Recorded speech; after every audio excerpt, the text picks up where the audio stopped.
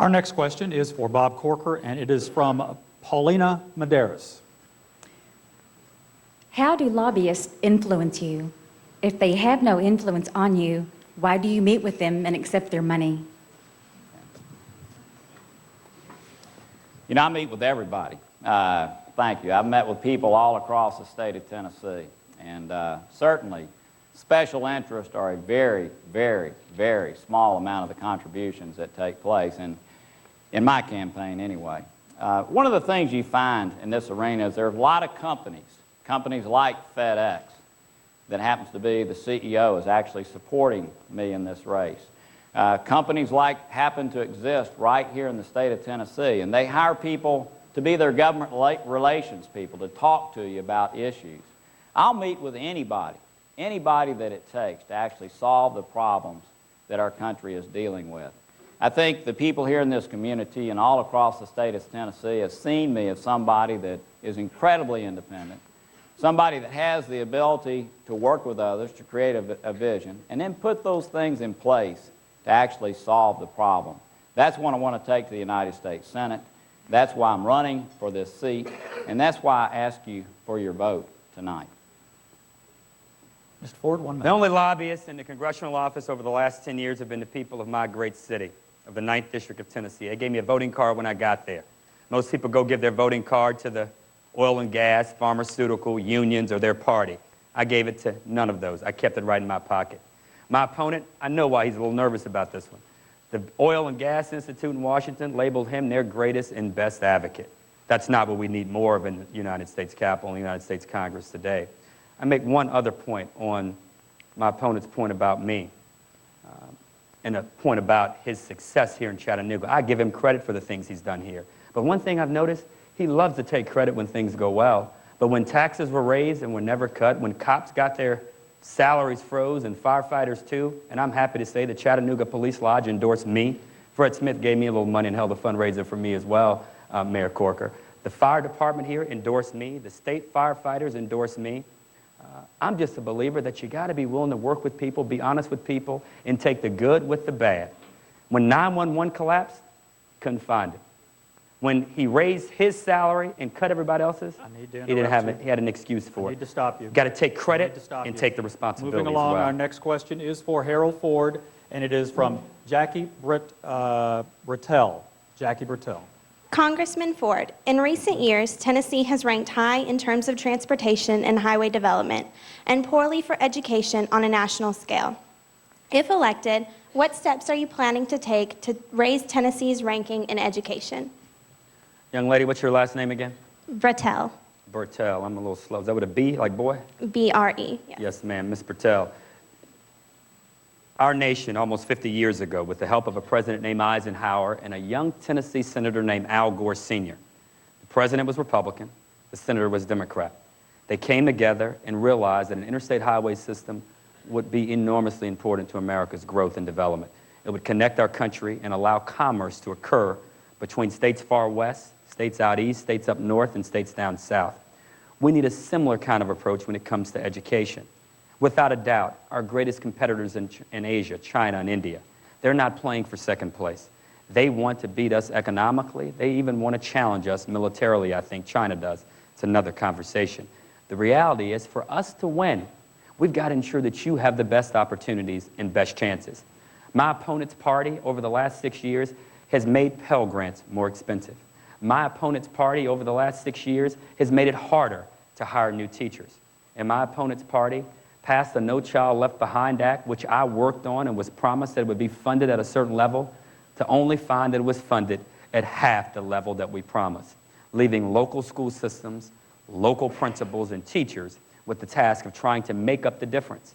I have a bill in the Congress that says you should not punish or penalize any teacher or school system that is trying their hardest to measure up to the No Child Left Behind Act until you fully fund it. Unfortunately, they won't fund it. There is no single greater challenge to this nation over the next 20 to 30 years than ensuring that we educate kids like you and a lot of kids behind you, giving you the tools you need to succeed in Tennessee, to help bring jobs to Tennessee, and help keep America safe and strong and vibrant and number one. Mr. Corker. Education, no doubt, is the key to our future. And I want to just say that the thing I think I loved most about being mayor here in the city was working with teachers in our 9 non-performing schools. They were on the state's own notice list to really put in place some unusual policies to cause them to flourish. In those schools, the teachers were getting out of school here at UTC and other places. They would teach in these schools for 2 or 3 years, reach tenure, and then transfer out. And in most cases, the kids who came into these schools were not as prepared as they should. So what we did here in the community, working together, was we put in place incentives, bonuses for teachers who were high-performing teachers to actually cause the things that ought to happen in those schools to happen. And what we saw overnight is that those 9 schools outperformed the other 83 schools in our systems. I've had experience with this on the ground. I've worked with educators. I've worked with foundations to do those things we needed to do to really increase educational achievement. And I want to take those abilities to Washington. Thank you, sir. Our next question is for Bob Corker, and it is from Julie Mayfield. Good evening, Mayor Corker. My question is, would you allow stem cell research on fertilized eggs that would otherwise be destroyed if not used in vitro fertilization? Thank you for that question. You know, my dad has Alzheimer's, and I know a lot of people are afflicted, have family members, and I like everybody in this room, want to make sure that we use every piece of science available to cure those diseases. I want to make sure that adult stem cell research, blood cord research. Matter of fact, those types of stem cell research that have actually been proven, I want to see those carried out throughout our country. I was actually incredibly disappointed, very disappointed that this last Congress did not add the money necessary to make sure that those types of technologies were carried on. I do not support the type of stem cell research that destroys human life, but I strongly support those kind that are proven, that we've seen can cure diseases, where we have tremendous breakthroughs that are taking place. Now, Congressman Ford continues to go back and say things. There's not a firefighter in this city that would tell you that every single year I was mayor, they got a raise.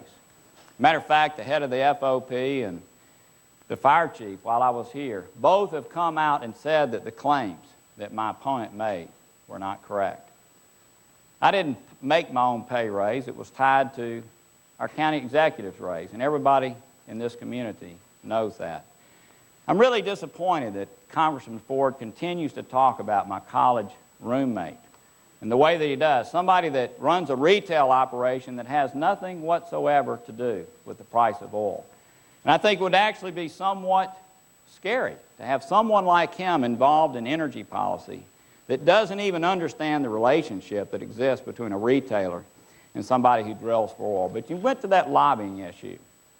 And I'd like for you, and I wasn't going to bring this up, but I'd like for you to explain, talking about lobbyists, that when you went on the Financial Services Committee, the one that Fannie Mae comes in front of, that huge multi-billion-dollar operation that deals with banks, deals with people all across the country for loans.